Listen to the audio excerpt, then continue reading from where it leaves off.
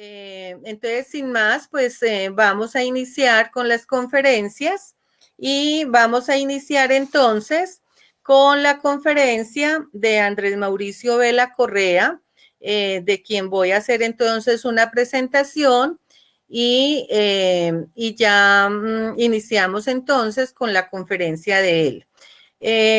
La conferencia, como les dije en un inicio, se llama Protección Jurídica del Patrimonio Cultural, una herencia que es responsabilidad de todos. Andrés Mauricio Vela Correa es abogado de la Pontificia Universidad Javeriana, ha sido profesor titular de las cátedras de Historia del Derecho, Evolución de las Instituciones, así como director del seminario Expedición Colombia en la misma entidad educativa. Es especialista en instituciones jurídico-penales de la Universidad Nacional de Colombia y en investigación criminal y juzgamiento en el sistema penal acusatorio de la Unión Europea, Ministerio del Interior y Universidad Católica. Andrés Mauricio culminó una maestría en escritura creativa en español en la Universidad de Salamanca, España, y actualmente adelanta igualmente una maestría en estudios avanzados de literatura española e hispanoamericana en la Universidad de Barcelona. Él ha sido bloguero del periódico digital Quién Aquí y es guía turístico graduado y miembro correspondiente de la Academia de Historia de Cundinamarca. También es director ejecutivo de la corporación UAIA, organización sin fines de lucro, a través de la cual busca emprender acciones para rescatar o preservar el patrimonio cultural, histórico y natural de los colombianos. Ha ejercido acciones legales para defender el patrimonio cultural y natural y en varias ocasiones ha sido invitado a dictar charlas sobre dichos temas. Andrés Mauricio nos acompaña entonces el día de hoy con su ponencia sobre protección jurídica, la cual consideramos de máxima importancia para el proceso que se viene teniendo en Marmato y sabemos pues que va a ser de mucha trascendencia este tema para todo, tanto para la población como para la administración misma, por cuanto tendremos allí también herramientas con las cuales trabajar. Andrés Mauricio, bienvenido. Nuevamente, muchísimas gracias y puedes iniciar tu conferencia. Bienvenido.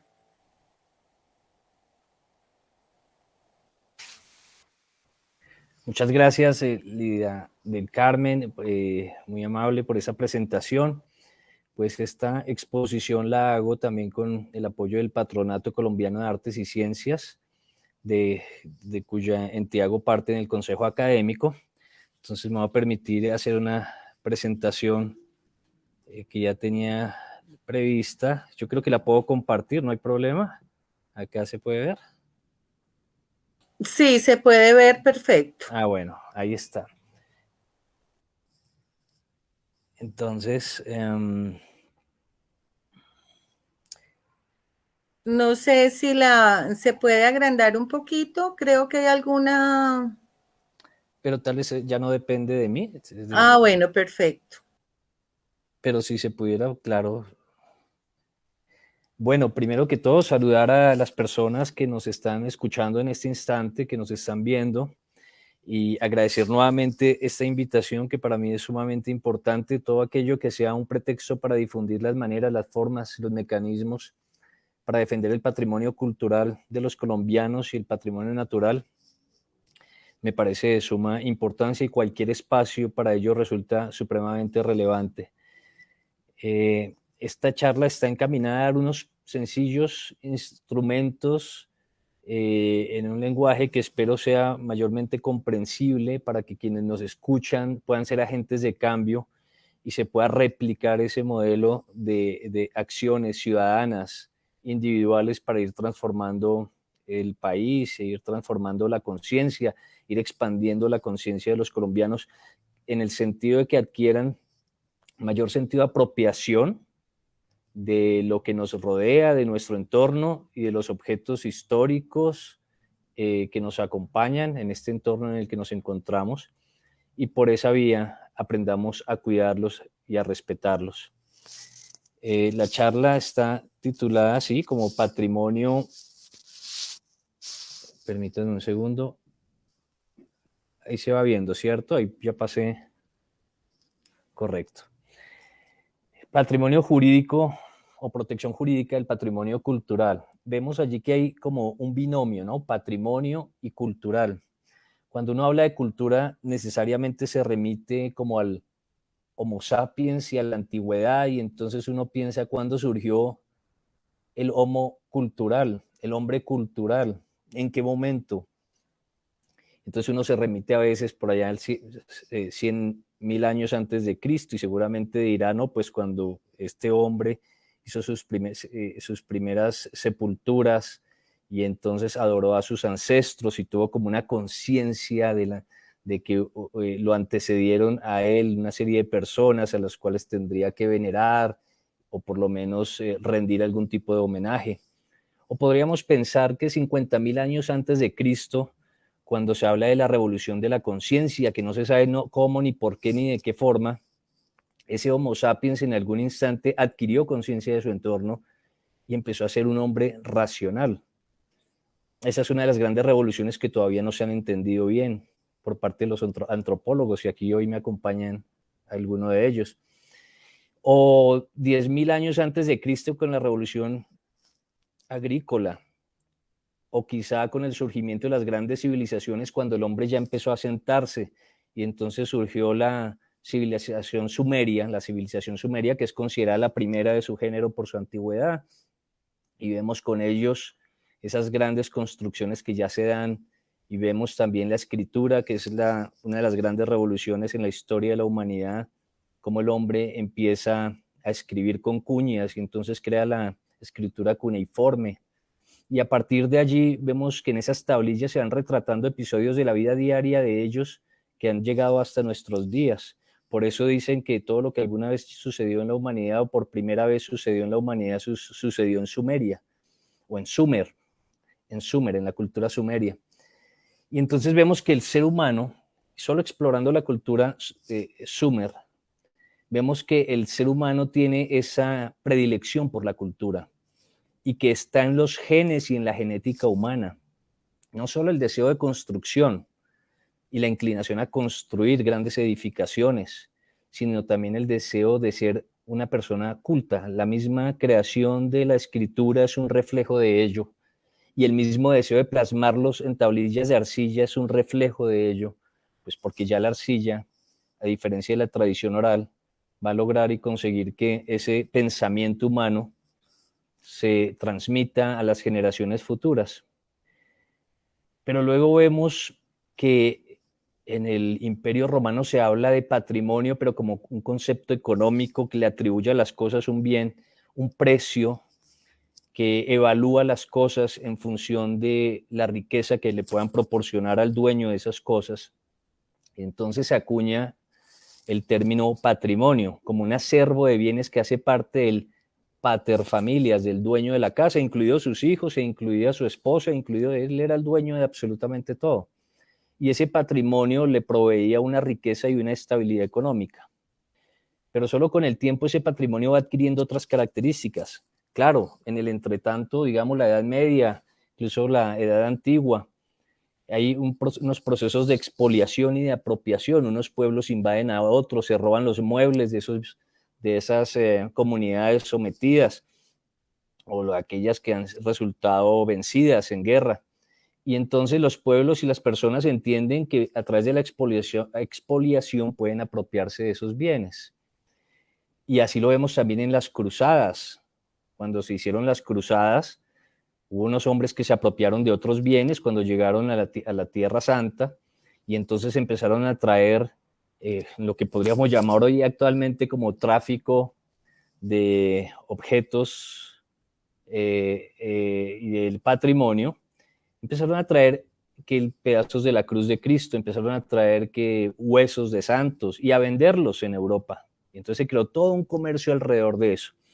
Pero el patrimonio así entendido seguía siendo como algo estrictamente económico. Solo cuando llega o se da la Revolución Francesa, con la Revolución Francesa, el hombre empieza a ver las cosas de otra forma. La mente se expande. La Revolución Francesa es un cambio de conciencia fundamental en la historia de la humanidad.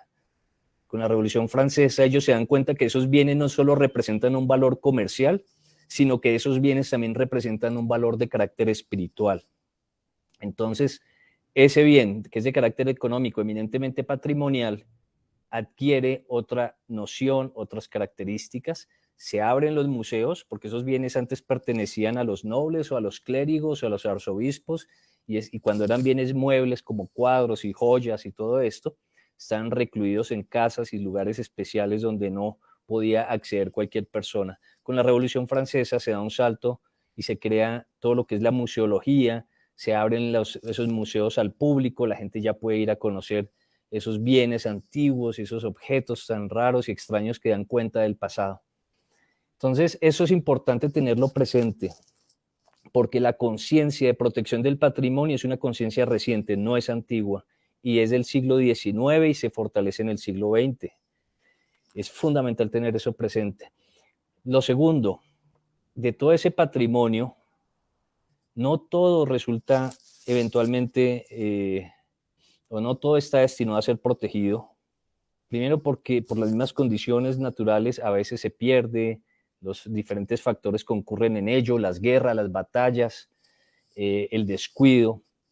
Pero entonces el hombre ha optado por proteger algo de ello para las futuras generaciones, presumiendo que es un derecho de las futuras generaciones y no ni siquiera de las generaciones presentes.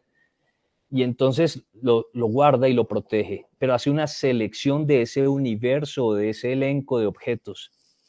Y siempre vamos a ver esa filtración y esa escogencia de esos objetos en todos los procesos selectivos que se hacen a nivel mundial.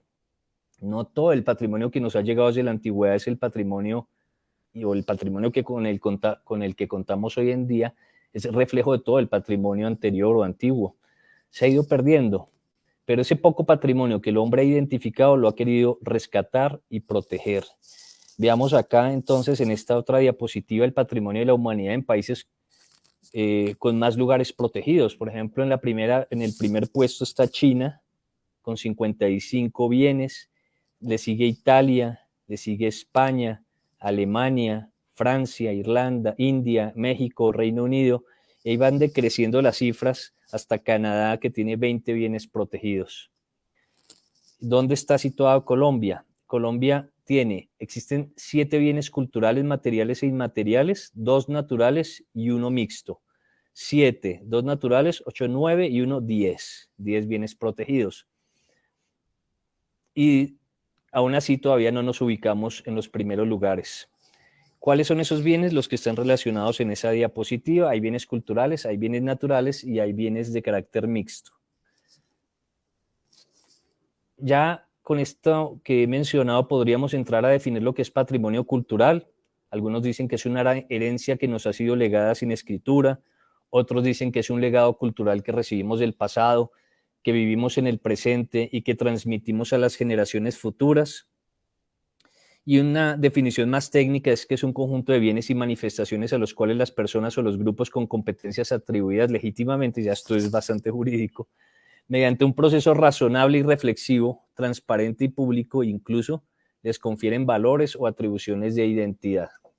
Entonces, son bienes y manifestaciones. No solo son bienes, también son manifestaciones. Ahí ya hay una primera noción que tenemos muy clara de eso.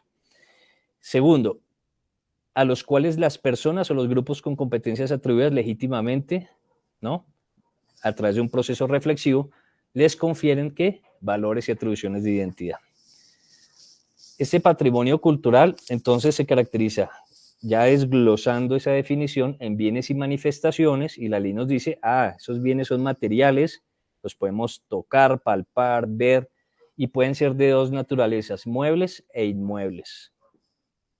Y nos dice la ley que tienen especial interés histórico, artístico, científico, estético, simbólico.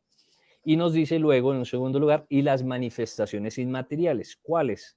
La lengua castellana, las lenguas y dialectos, de las comunidades indígenas, negras y creoles, la tradición, el conocimiento ancestral, el paisaje cultural, fíjense ustedes, lo trata como una manifestación inmaterial, no material, las costumbres y los hábitos. Luego vienen las personas o los grupos con competencias atribuidas legítimamente, que es la sociedad en su conjunto, todos nosotros, y las autoridades nacionales o territoriales, incluyendo las comunidades indígenas y afrodescendientes. Y les confieren valores. ¿Por qué razón? Por el interés artístico, científico, histórico, simbólico del bien. Esa atribución de valor puede variar. Es posible que hoy en día nosotros le concedamos a un inmueble un valor y ese inmueble represente ese valor para nosotros. Pero es posible que 2 o 3 generaciones después no le concedan el mismo valor y no lo consideren un bien que hace parte, que pueda tener la calidad para ser parte del patrimonio cultural. Entonces es algo fluctuante, ¿no? El patrimonio no es algo rígido, pétreo, que no se pueda modificar en uno u otro sentido. ¿Y cómo se le concede ese valor? A través de unos criterios de valoración. Reconocimiento identitario, refleja la identidad nacional, la identidad de los colombianos, por ejemplo. Tiene un interés histórico, artístico, científico, estético, simbólico. La antigüedad del bien, por supuesto. La autenticidad, que no ha sido alterado, modificado, falsificado. La constitución, el material en que ha sido elaborado. La forma, el estado de conservación, por supuesto, porque puede existir algún bien que ya está supremamente deteriorado, entonces casi que no, por su alto deterioro, no se justificaría su protección. El contexto ambiental, el contexto urbano, el contexto físico, la representatividad, lo que ello simboliza, y la contextualización sociocultural del mismo. Bueno, no voy a entrar en detalles porque el tiempo es corto, pero hay muchas normas que protegen el patrimonio cultural material e inmaterial. Aquí les muestro algunas de ellas.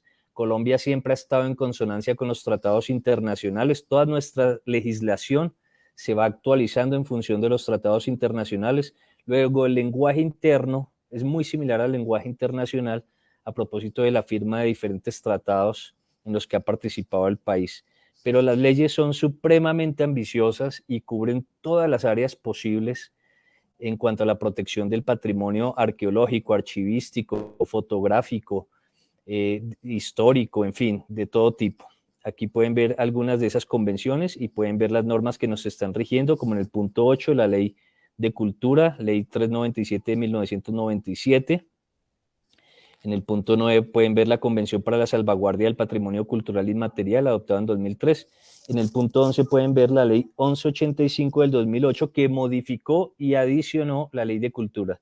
Luego la Ley 397 del 97, más la Ley 1185 del 2008, fundamentalmente es lo que rige la protección del patrimonio. Por supuesto, hay otras leyes allí, como en el punto 13, la Ley 1075 del 2013, que es la Ley del Patrimonio Sumergido. A propósito de todo esto, pues se habla de un Sistema Nacional de Patrimonio Cultural, que implica un Plan Nacional de Cultura, Plan Nacional de Desarrollo y su componente cultural, que está por encima del Ministerio de Cultura, que es quien coordina ese Plan Nacional de Cultura. Hay otras entidades en la tercera línea que pueden ver allí en la diapositiva, como el ICANN, el Archivo General de la Nación, el Instituto Caro y Cuervo, que tiene unas competencias muy definidas en la protección del patrimonio. En el mismo nivel encontramos los consejos nacionales de cultura, también hay unos consejos departamentales de patrimonio cultural y unos consejos municipales o distritales. El Plan Nacional de Desarrollo, también hay unos planes de desarrollo territoriales y están en el punto final las secretarías de cultura y los institutos de patrimonio departamental y municipal. Todo este sistema lo que se busca es que sea perfectamente articulado, ¿no? Que no hayan ruedas sueltas y que funcione ese engranaje a la perfección. Entonces, es un poco escalonado, funciona en cascada, digamos, las políticas de arriba se van implementando a todos los niveles y de esa forma en todas las entidades territoriales y en las entidades nacionales se puede ejercer un mayor control de protección sobre el patrimonio. ¿Cómo se protege un bien? El que ustedes estimen. Por ejemplo, si quieren el paisaje cultural de Marmato. Tiene que haber un proceso de solicitud, ¿no? Entonces, el particular acude ante la entidad, ante la nación, para que se reconozca, o de oficio la misma entidad lo hace porque encuentra y establece que es un bien que merece esa protección. Si lo hace la comunidad o la sociedad, claro, lo puede tramitar ante la misma entidad, ante el Ministerio de Cultura, y hay un procedimiento administrativo para ello. Entonces ahí se cita A, B y C.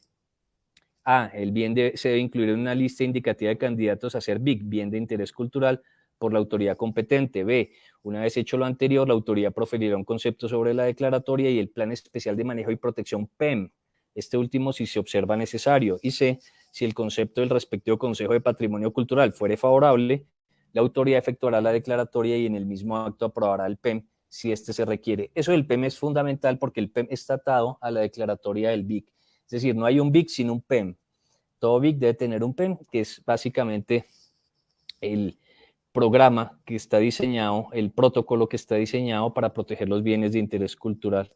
Aquí, desde otra óptica, vemos patrimonio cultural, las dos grandes derivas de él, que son el BIC, bien de interés cultural, y las manifestaciones. Vemos qué significan ese bien de interés cultural, bienes de patrimonio cultural que se someten al proceso de declaración, y manifestaciones culturales como la lengua castellana, las lenguas y dialectos de comunidades indígenas, afrodescendientes y creoles, las tradiciones y conocimientos ancestrales, las costumbres y los hábitos, los carnavales, las fiestas. Aquí vemos qué es un BIC, cuáles son sus características y cuáles son sus ámbitos. Ese BIC puede ser BIC nacional, departamental y municipal. De los BIC hay una lista que maneja y que es pública y se puede consultar en internet, de cuáles son esos bienes de interés cultural que hasta la fecha se han declarado. De Caldas hay varios, hay muchos. Yo antes de esta charla estuve revisando, hay sobre todo muchas estaciones de ferrocarril que se encuentran ubicadas en Caldas, pero por supuesto el listado es bastante extenso. Entonces los invito a que lo consulten por internet y puedan ustedes apreciar cuáles son los BIC de interés cultural a nivel nacional. Hacia el 31 de marzo del 2021 habían declarados 1.112 bienes de interés cultural. Hay un régimen especial de protección de ese bien, ¿no? Entonces, ¿qué significa esto? Yo les decía al comienzo de la charla que hay un universo de bienes que pueden ser patrimonio. Hay un universo de bienes. Dentro de ese universo de bienes hay unos bienes que pueden ser patrimonio. Pero dentro de ese universo de bienes que son el patrimonio, hay otros bienes que son protegidos. Esos bienes que son protegidos son los BIC, pero eso no significa que los BIC representen todo el universo de bienes posibles que integran ese patrimonio. Es decir, el patrimonio cultural de Colombia es extenso, inagotable, y los BIC solo son una muestra representativa de ese patrimonio que son fruto de un proceso administrativo que es el que yo les mostré hace un instante y que ya han surtido y agotado todas esas fases para su declaratoria. Lo que nos lleva a pensar que la lista está abierta a que se integre con muchos otros bienes, pero como los recursos son escasos, tiene que haber una predilección o una preferencia por aquellos bienes que tienen urgencia de ser protegidos dentro de ese universo de bienes que posiblemente deberían protegerse. Entonces, eso es el régimen especial de protección, es la consecuencia de la declaratoria de BIC. Ya integra un PEM que se incorpora al BIC, y en el caso de los inmuebles tiene una serie de situaciones jurídicas como son la incorporación a la matrícula inmobiliaria de ese bien, la incorporación a los planes de ordenamiento territorial, al POT. Incluso esa declaratoria tiene prelación sobre el POT que rija en el correspondiente municipio, y también le es oponible a cualquier otra licencia que se conceda y que pueda afectar ese bien que ha sido declarado bien de interés cultural. Luego el PEM tiene una ubicación preferencial dentro del ordenamiento jurídico y se impone frente a esas dos situaciones de carácter jurídico como son el POT y como son las licencias ambientales o las licencias de otra naturaleza. Tiene un plan de manejo arqueológico si son bienes arqueológicos y, como les digo aquí, repito, normas de superior jerarquía sobre el POT. Dentro de ese régimen especial de protección hay que tener presente mucho la intervención, porque si es un BIC, no se puede intervenir de cualquier manera. Si yo veo una casa que es BIC, no puedo llegar a esa casa, hacerle todas las modificaciones que yo crea, ponerle otro cuarto, a levantarle otro piso encima, a cambiarle el color en absoluto, o lo que sucedió ahorita en Cartagena, que le estaban cambiando el color a las murallas de Cartagena. Es absolutamente prohibido. Son bienes totalmente protegidos. La intervención tiene que estar mediada por una autorización de la autoridad que reconoció la existencia del BIC, en este caso, si es nacional, el Ministerio de Cultura. Ahora, si la intervención es mínima, de pronto en la casa hay que tapar una gotera, es una intervención mínima, no necesita la autorización, pero sí necesita que se le notifique al Ministerio de Cultura que se va a hacer esa intervención locativa. Entonces hay que diferenciar entre esas intervenciones que necesitan autorización y esas que no necesitan autorización. Todo eso está reglamentado, luego se pueden consultar los reglamentos para no cometer torpezas. Entonces hay una intervención del BIC nacional a cargo del Ministerio de Cultura, del Archivo General de la Nación, si estamos hablando, por ejemplo, de documentos antiguos, y una intervención del patrimonio arqueológico autorizada por el Instituto Colombiano de Antropología e Historia. También están sometidos a estas disposiciones los bienes colindantes. Puede ser que mi bien no sea el bien de interés cultural, pero mi vecino se ve afectado por esas disposiciones. Mi vecino también tiene unas obligaciones cuando va a hacer modificaciones a su casa, cuando va a hacer cambios de alguna naturaleza. Ok. Aquí vemos el régimen especial de protección, se extiende también, afecta a la disposición de los bienes muebles. Por ejemplo, la exportación, no son de libre exportación los bienes arqueológicos, esa es la regla general. La excepción es, hay una autorización por 3 años para ser exhibido al público o para adelantar estudios científicos, término prorrogable por otros 3 años para programas de intercambio.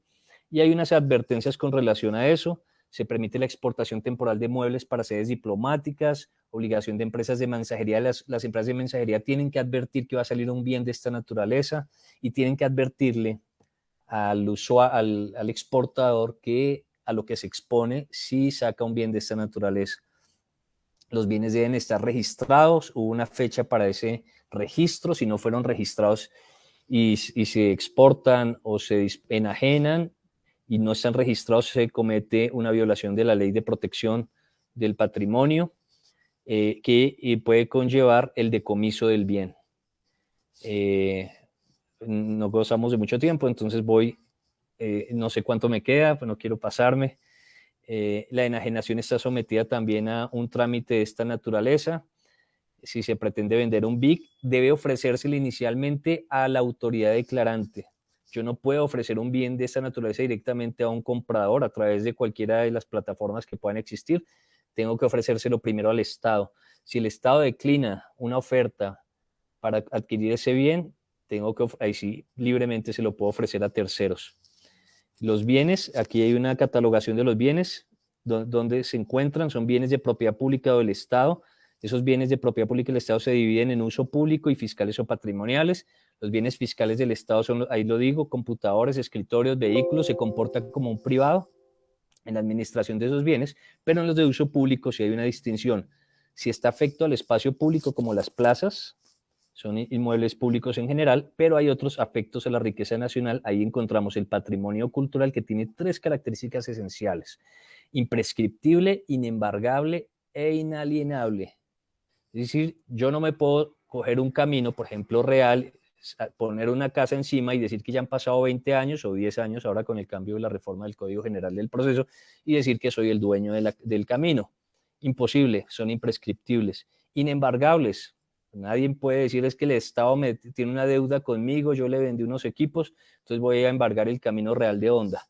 E inalienable es lo mismo, yo no puedo vender los bienes de esa naturaleza, sino con las normas y restricciones que ya hemos visto. En cuanto a las manifestaciones inmateriales, hay una lista representativa del patrimonio cultural inmaterial, así como hay una lista de BIC, hay una lista de estas manifestaciones. Tienen un plan también de salvaguardia, el PEM se llama en el caso de los BIC. En el caso de las manifestaciones culturales se llama el PES. Busca fortalecer, revitalizar, sostener y promocionar el patrimonio. Los carnavales, los conocimientos ancestrales indígenas, todas esas son manifestaciones culturales antiguas. Hay varias reconocidas y están protegidas. Las infracciones, ya para terminar, infracciones penales y administrativas. Tenemos que tener en cuenta una cosa. Yo les hablaba de un universo de bienes que conforman el patrimonio cultural. El Estado está en la obligación de hacer una lista de ese patrimonio, se llama BPC, Bienes de Patrimonio Cultural, y hay un inventario de ese BPC, pero también está el inventario de esa parte de ese universo, que son los bienes de interés cultural, el BIC. O sea, nadie puede decir, es que esto no ha sido declarado BIC, entonces podemos destruir ese camino real, pasar por encima una carretera en asfalto, porque es que no es BIC. No, no necesita ser BIC para estar protegido. Lo que significa ser BIC es que va a tener un reforzamiento de la protección, que el Estado le va a meter plata, le va a dedicar más atención, pero eso no significa que los que no han sido declarados BIC no deban ser ignorados. Es más, está el Estado en la obligación de protegerlos. Solo que como los recursos son escasos, el Estado creó, digamos, una preelección, un esquema especial de protección frente a unos bienes, pero todos en general no están huérfanos, todos deben ser protegidos y las autoridades territoriales deben y están obligados a protegerlos, incluso con dinero de sus arcas. Las infracciones penales contra estos bienes son, está el artículo 156, Derecho Internacional Humanitario. En las guerras es cuando más se destruye el patrimonio y lo hemos visto, incluso en los talibanes, cuando ellos estuvieron en el poder inicialmente, destruyeron varios monumentos espectaculares. Eso es usual en las guerras. Entonces, el derecho internacional humanitario sanciona ese tipo de conductas. El artículo 239 en Colombia sanciona el tráfico de patrimonio, que es el tercer negocio más importante después de las drogas y las armas, el que más réditos y dinero deja a los traficantes, para que ustedes se den cuenta de la importancia del tema del que estamos hablando. El hurto lo sanciona como hurto con una agravación punitiva y lo sanciona en el artículo 259 como daño en bien ajeno. Si yo destruyo un bien de esta naturaleza, incurro en daño en bien ajeno, pero con un agravante punitivo, que es por ser un bien del Estado, ¿no? Un bien público, así como lo vimos en eso hace un instante en una diapositiva. Entonces esos bienes del Estado, bienes públicos, son sancionados más drásticamente. Y la receptación, que es lo usual, ¿no? Es que a mí me llegó esta pieza arqueológica, muisca, y yo la tengo aquí muy bonita. Yo no la compré, pero me la regalaron, la recibí, la tengo. Pues, es un delito. Es un delito. Entonces, está sancionado en el Código Penal. Y ahí, a la par de esas sanciones de carácter penal punitivo, están las infracciones administrativas que se reflejan en multas o obligaciones de devolver la obra a su estado anterior. Recordemos lo de Cartagena, que está reciente en nuestra memoria. Le van a imponer una multa seguramente y están obligando al autor de ello a que vuelva la obra a su estado anterior. Entonces, él tiene que incurrir en los gastos, ellos sin perjuicio de las sanciones penales y la multa, pues también la que le corresponde. Aquí reseño algunas de esas multas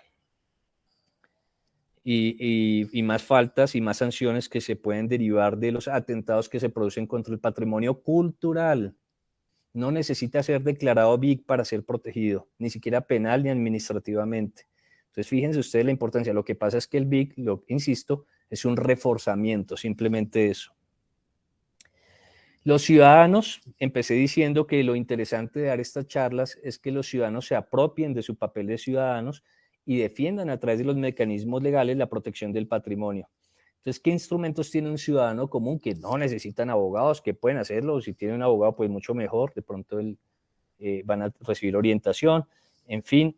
Pero ¿qué acciones puede ejercer? La acción popular, la acción de grupo, la acción de cumplimiento y a través de los derechos de petición. Yo le puedo decir al señor alcalde, ¿cómo estamos protegiendo tal casa? Señor alcalde, ¿cómo estamos protegiendo el monumento a los héroes que está en la plaza central?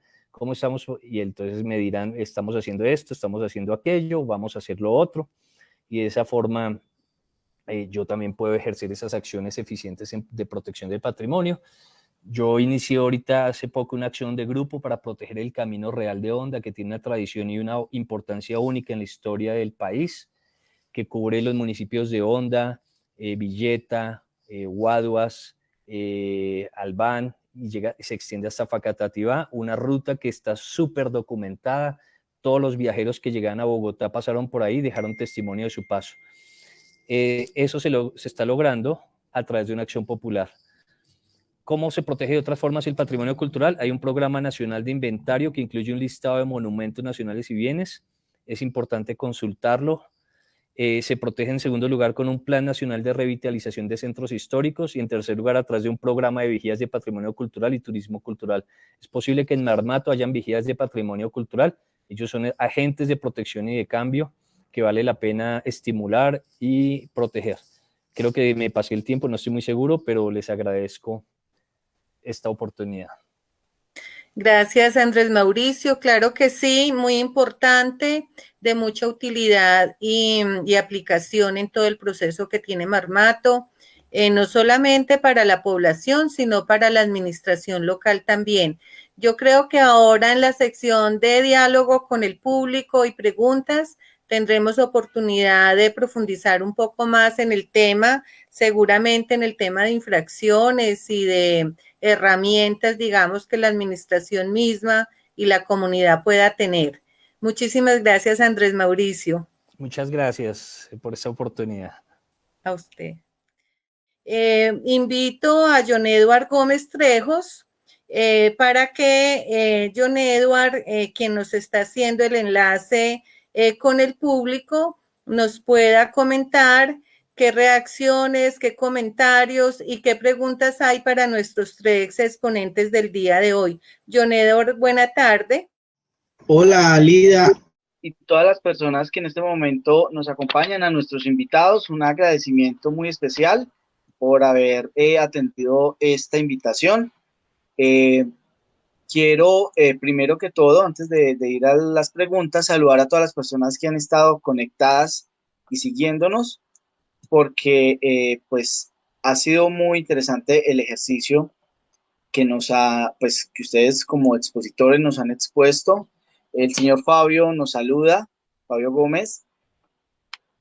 También Luisa Fernanda Castro, ella pues hace parte del comité, ¿cierto?, organizador. También el señor Camilo Amaya nos felicita y agradece precisamente que estemos hablando del patrimonio material e inmaterial, ¿cierto?, incluso arqueológico. Ricardo Álvarez Acosta también nos saluda y pues a todas las personas que están conectadas. Marcela también y Carlos Julio, que pues han estado muy pendientes y haciendo varias preguntas. Y Emerson desde la Casa de la Cultura, también pues la alcaldía presente, una entidad que nos ha estado apoyando todo este tiempo. También Liliana Patricia Toro nos saluda desde Las Palmas en España, ¿cierto?, de Gran Canaria. Y John Jairo Moreno, que también es parte del comité organizador, ha estado muy pendiente de toda la transmisión. De igual forma, desde Salento nos saludan, ¿cierto?, Marta Lucía, y pues nos invita a seguir adelante con este sentido de pertenencia hacia la historia de Marmato y en general pues de la cultura minera. Entonces, esos pues son como algunos de los saludos que han estado reportándonos, nos están viendo desde diferentes lugares. Voy entonces a iniciar con una de las preguntas que se le hace al doctor Andrés, ¿cierto? Y precisamente, como nos explicaba el doctor Andrés con todo el tema de las declaratorias, y que en Marmato precisamente es un lugar que tiene varios elementos patrimoniales susceptibles de ser declarados y que urge pues como el ejercicio de declaración porque están en riesgo algunos de ellos. ¿Cómo podemos proceder rápidamente ante el ministerio para que fije su atención en estos diferentes elementos que pueden tener algún tipo de declaratoria? Muchas gracias, John Edward. Con relación a la pregunta, pues inicialmente me gustaría como invitar a los mismos habitantes, ¿no?, de Marmato Lo primero es que sientan, es el solo hecho de que ya sientan y se sensibilicen con respecto a la protección del patrimonio es un paso muy importante. En la medida en que se apropien del patrimonio y sufran, como puede estar sufriendo el patrimonio, creo que ya se está adelantando la protección del mismo. Ese sentimiento, por supuesto, se lo pueden transmitir a las autoridades locales y en los consejos de patrimonio municipal donde lo haya constituido, incluso a los secretarios de turismo, y si hay un secretario de otra naturaleza que se ajuste más a como los secretarios de cultura, pues por supuesto que también ellos estarían en la capacidad de enrutar esas inconformidades con respecto al tratamiento que se le da al patrimonio. Pero yo en mi exposición citaba que hay mecanismos, y esos mecanismos que están al alcance de cualquier ciudadano son las acciones legales, incluido el derecho de petición. A través del derecho de petición se pueden formular todas las quejas y reclamos a cualquier autoridad y de cualquier orden, incluso al Ministerio de Cultura, y hacer una solicitud expresa, formal, sobre alguna situación en particular. Y hay acciones judiciales como la acción popular, la acción de grupo, incluso la acción de cumplimiento, que están al alcance también de cualquier ciudadano. A través de estas acciones es que se ejecutan muchos cambios para lograr una protección eficiente y eficaz del patrimonio. Pero también están las acciones que veíamos, las acciones legales de carácter penal y administrativo. Lo que sucedió en Cartagena, por ejemplo, tan pronto se enteraron que alguien estaba pintando la muralla, pues corrieron a denunciarlo, se hizo presente la autoridad y en ese momento incluso la ministra de Cultura se desplazó hasta la ciudad de Cartagena y en ese momento los autores de ello afrontan un proceso de carácter administrativo y penal. Entonces, hay varias formas de apoyarse en las instituciones para proteger el patrimonio, pero ante todo la idea es que las personas que están a cargo del mismo sientan y sepan lo importante que es su protección sin necesidad de acudir a medidas de otra naturaleza y lo incluyan dentro del el POT municipal en lo posible, o soliciten, por ejemplo, que el centro histórico, si existe el centro histórico, sea considerado también como patrimonio material y que se establezca un PEM, porque entiendo en la pregunta que la idea es proteger muchos bienes que hacen parte de Marmato y no uno en particular. Entonces también a través de la constitución de centros históricos se establece ese tipo de reglamentaciones. Gracias, Andrés Mauricio.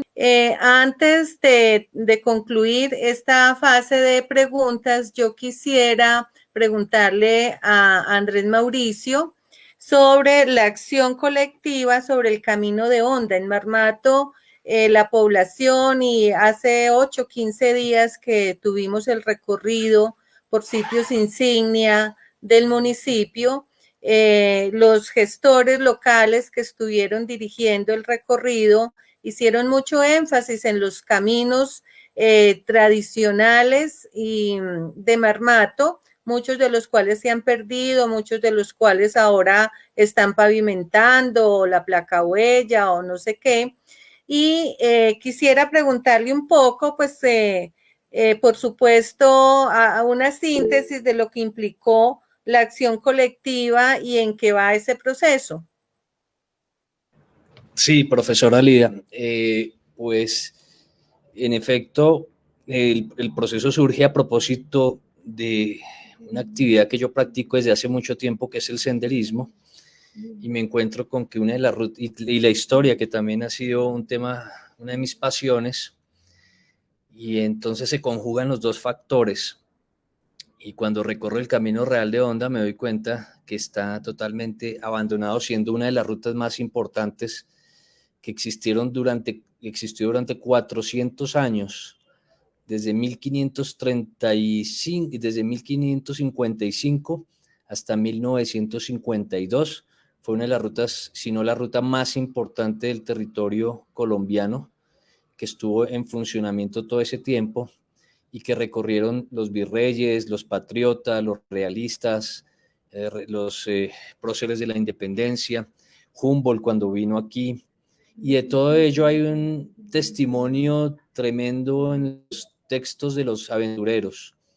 Hay una colección de libros fascinante de aventureros, una colección hermosísima, incluso de los aventureros franceses, alemanes, norteamericanos, británicos, que dieron testimonio de su paso por este territorio y ninguno fue, digamos, ajeno a dejar testimonio de su paso por el Camino Real de Honda y a describir todo el recorrido por el Camino Real de Honda y, por supuesto, por el río Magdalena. El Camino Real de Honda, pues, con esa importancia sin igual, es patrimonio cultural, pero merece estar dentro de la lista de los bienes de interés cultural. Entonces, en esa medida, yo promoví una acción popular y he contado con el apoyo de mucha gente muy interesada en que ese camino se rescate. Algunos hablan de paisaje cultural porque es una intervención que se hace dentro de la naturaleza y entonces está muy asociado con todos los estratos, digamos, los pisos térmicos, porque parte desde Honda y llega hasta Bogotá. Recorre todos esa distancia que era antiguamente de 150 kilómetros. Hoy solo tenemos 100 kilómetros rescatables. En otros países esos caminos antiguos históricos permanecen intactos. En Brasil estamos hablando de un camino de 1.500 kilómetros, como el río Magdalena, el camino histórico de México a Estados Unidos, el de Argentina a Perú. Son rutas mucho más extensas y están en perfectas condiciones. El camino, por ejemplo, de Santiago de Compostela realmente no existía como concepto antes de 1980. En la década del 70, la comunidad, el pueblo, se da la tarea de rescatarlo y proyectarlo. Los turistas eran unos cuantos. Hoy son 300.000 personas los que lo recorren. Lo mismo sucede en Brasil. Y a uno y otro lado del camino hay todo tipo de ofertas culturales y hoteleras. Esos caminos, todos, sin excepción, los que he nombrado, jalonan mucho turismo y promueven el turismo de las poblaciones y de los sectores aledaños de la ruta. En Colombia tenemos más rutas y más caminos. Está el camino de Guanacas, está el camino del Quindío, están los caminos arrieros, están el camino de Islitas que lleva a Antioquia, que también merecen ser protegidos y son un atractivo valiosísimo. La actividad por el río Magdalena se va a activar, ese es por excelencia, nuestro gran camino fluvial, y de ahí para todos los lados se extendían todas las rutas, inclusive los caminos del Enguerque en Santander, que ya son patrimonio cultural, pero son también monumento nacional. O sea, se nos anticiparon en Santander para esa declaratoria y eso está muy bien, y ojalá el Camino Real de Honda próximamente entre en ese listado y sea recuperado y que la gente lo pueda recorrer. La acción popular en primera instancia salió favorable, afortunadamente, y estamos esperando una segunda instancia y nuestra aspiración es que se proteja ese camino. Es un camino invaluable, importante para la historia y la memoria de este país. Muchísimas gracias, Andrés Mauricio. Realmente me ha llamado mucho la atención esa experiencia de la protección del Camino de Honda, y creo que para Marmato y para los gestores culturales que han estado impulsando la protección de los caminos en Marmato, será de mucha importancia este proceso en el que están ustedes. Muchísimas gracias, Mauricio. Bueno, yo creo que vamos llegando entonces a la finalización de esta tercera sesión de la 9ª cita con la historia. Antes de concluir, quiero expresar agradecimientos al profesor Rodrigo Grajales, quien donó todo el material fotográfico para las piezas promocionales de esta cita con la historia y del encuentro, a Jaime Andrés Moreno Gil, quien estuvo a cargo de máster en la sala virtual, Andrés Felipe Rivera, quien tuvo a su cargo el diseño gráfico del material promocional, a John Eduard Gómez Trejos, quien nos apoyó en la transmisión por Facebook y en el enlace con el público, a Xiomara Lemus, quien ha estado coordinando administrativamente este proceso, a Karina Mar, a la Alcaldía Municipal de Marmato, quien apoyó la logística de la sala virtual, a todos y cada uno de los expositores de las 3 sesiones de la 9ª cita con la historia 2021, a las organizaciones que convocan el encuentro y sus actividades, al Ministerio de Cultura y su Programa Nacional de Concertación Cultural, a todas las personas que se vincularon y siguieron cada una de las transmisiones y aportaron con sus preguntas y sus comentarios. Muchas gracias a los profesores Andrés Mauricio, Neila y Juan David por su apoyo y su valioso aporte al estudio y reflexión sobre el patrimonio cultural de Marmato. Concluimos así entonces esta 9ª cita con la historia, que es una oportunidad de encuentros y reflexiones. Y antes de finalizar, quiero también invitarlos a la actividad de cierre del 11º encuentro de marmatólogos que se realizará el próximo 11 de septiembre con una noche cultural marmateña.